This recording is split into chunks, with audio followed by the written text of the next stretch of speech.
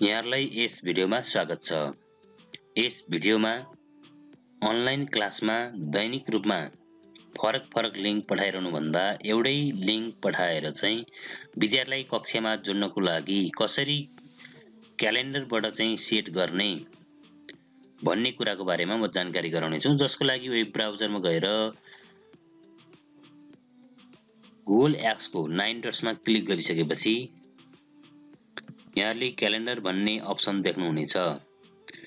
Calendar भन्ने आइकनमा click गरिसकेपछि एक खालको इन्टरफेस खुल्नेछ। उक्त इन्टरफेसको लेफ्टको कर्नरमा क्रिएट भन्ने अप्सन देख्नुहुनेछ। यहाँले क्रिएटमा क्लिक गर्नुपर्ने हुन्छ। क्रिएट गरेपछि कुन क्लास हो यहाँले क्लास लेख्न सक्नुहुनेछ र टाइम यहाँको क्लास टाइम कतिखेर हो, क्लास टाइम बिहान दिउँसो कतिखेर छ त्यो टाइम चाहिँ यहाँले जस्तो बिहान 7 बजे हो भने 7 AM मा क्लिक गर्नु होला। यो चाहिँ स्टार्टिङ भएपछि जति पनि समय रहिरहने हुनाले यो पछिल्लो समयलाई चेन्ज गर्दा पनि हुन्छ नगर्दाखेरि पनि हुन्छ। चेन्ज गर्नुभयो भने कति मिनेटको 30 minute 2 hour 3 hour 4 hour 5 hour unlimited टाइमहरु कन्टिन्यू अगाडि बढ्नेछन्। यहाँले 8 बजे छोडेर पनि 8 बजे भन्दा पछि पनि क्लास लिन सक्नुहुनेछ। अब जाँदाखेरि अल डे गर्ने हो कि अथवा चाहिँ अल डे क्लिक नगरेर कुन डे हो भन्नको लागि चाहिँ यहाँले यो डोन्ट नट रिपिटमा क्लिक गरी कस्टममा जानुपर्ने छ। कस्टममा गएपछि यहाँले प्रयोग हुने बारहरुलाई क्लिक गर्नुहुन्छ। त सन्डे हाइलाइट हुनेछ। क्लिक गरेपछि मन्डे ट्युसडे यहाँको क्लास कहिले सञ्चालन हुन्छ त्यसमा क्लिक गर्ने। फर एक्जाम्पल यहाँले स्याटरडे क्लास लिनु भने त्यसलाई छोड्दिने। अब रिपिट एभ्री वीकमा रिपिट गर्ने हो कि कहिले रिपिट गर्ने भन्ने हो। यसलाई डन गर्नुस् अरु केही नगरिकन। यहाँको टाइम सेट भयो कुन बार हुने कुन समयमा हुने भन्ने भयो। अब एड गेस्ट भन्ने हुन्छ। एड गेस्टमा यहाँले चाहिँ विद्यार्थीको जीमेल आइडीहरु यहाँ इन्सर्ट गर्नुपर्ने हुन्छ। फर एक्जाम्पल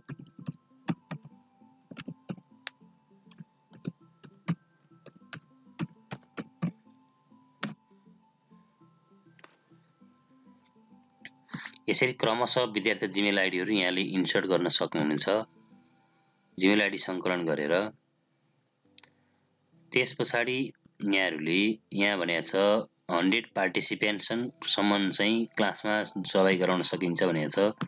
यहाँले एड लोकेसन पनि गर्न सक्नुहुन्छ। यहाँहरु कुन लोकेसनबाट चाहिँ क्लास सञ्चालन गरिरहनु भएको छ लोकेसन डिस्क्रिप्सन राख्न सक्नुहुन्छ। यहाँले नोटिफिकेसन कक्षा सुरु हुन अगाडि नोटिफिकेसन पठाउन सक्नुहुनेछ। त्यसको लागि यहाँले कति समय अगाडि पठाउने 7 बजे क्लास छ भने 5 मिनेट अगाडि पठाउने 10 15 30 यहाँ भएका अप्सन मध्ये राख्न सक्नुहुनेछ र कस्टम गरेर फरक समय पनि राख्न सक्नुहुनेछ। यहाँले 15 मिनेट अगाडि नोटिफिकेसन जाओस् भन्न लाग्नुभयो भने 15 राख्न सक्नुहुनेछ। नोटिफिकेसन के जाओस् भन्ने राख्न सक्नुहुन्छ त्यो पनि यहाँले राख्न सक्नुहुने भयो। त्यसपछाडी यहाँले यसलाई जोइन मिट भन्ने जुन छ यसमा क्लिक गरेपछि यहाँहरुको क्लास अटोमेटिक रूपमा जोइन हुन्छ र यसलाई यहाँले सेभ गरेर पनि राख्न सक्नुहुनेछ। अब यो सेन्डमा क्लिक गरेपछि यहाँले इन्सर्ट गर्नुभएको जीमेल आइडीमा जानेछ। क्लास 10 7 AM मेल गइसक्यो। अब यहाँलाई थप नयाँ विद्यार्थीलाई इन्सर्ट गर्नु छ यो क्लासमा भने यहाँले फेरि यसैमा क्लिक गर्ने र फेरि यो माथिको पेन टुलमा एडिट इभेन्टमा गएर यसमा फेरि गेस्टको रूपमा चाहिँ यहाँले जीमेल आइडी राख्नुपर्ने हुन्छ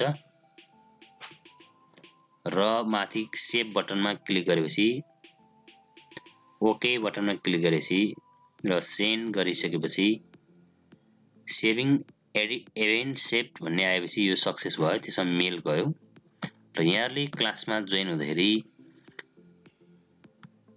यसैमा क्लिक गरी जोइन विथ गुगल मिट गर्न सक्नुहुनेछ। र विद्यार्थीहरूले चाहिँ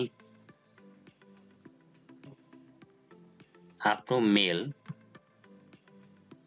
गएर क्लासमा आउन सक्नेछन्। मैले जोइन नाउ गरेँ। अब म यहाँ आएको एउटा आइडीलाई सेयर गर्छु। मैले एउटा अर्को आइडीमा जुन लिङ्क पठाएँ त्यहाँ यस्तो खालको मेल आउनेछ। gmail.com गरेर जाने हो भने विद्यार्थीहरूले चाहिँ आफ्नो साइटमा चाहिँ यसरी, मैले भर्खरै पठाएको लिङ्क हो, इन्भिटेसन भनेर यसरी आउनेछ। यसरी उहाँले इन्भिटेसन गरिसकेपछि विद्यार्थीले इन्भिटेसन पाउनेछन् र उनीहरूले यसमा क्लिक गर्दा राम्रो हुनेछ। र यहाँनिर जोइन इन्फोमा meetgoogle.com भन्ने आएको छ। यहाँ क्लिक गर्न साथै, यो क्लिक गर्न साथै अटोमेटिक रूपमा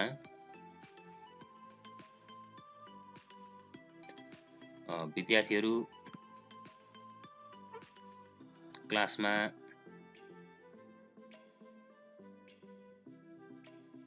जोडिनेछ। आस्क टु जोइन गरेँ मैले। यतातिर अर्कोतिर चाहिँ विद्यार्थीहरू आइसक्छ। यसरी क्रमशः विद्यार्थीलाई जोइन गराउन सकिनेछ।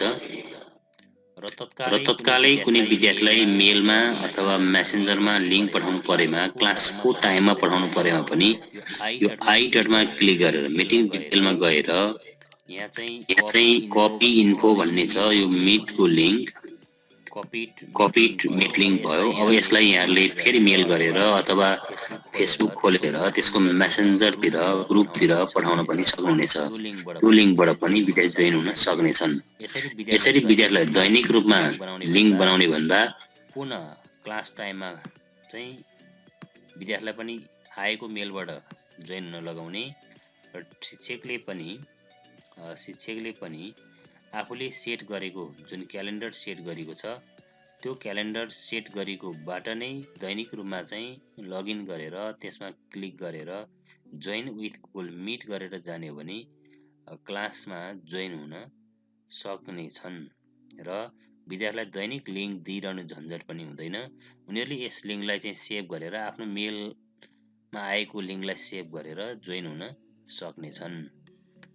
थप यस्तै भिडियो हेर्नको लागि यहाँले यस च्यानललाई सब्स्क्राइब, लाइक र कमेन्ट गर्नुहुनेछ भन्ने विश्वास गर्दछु। धन्यवाद।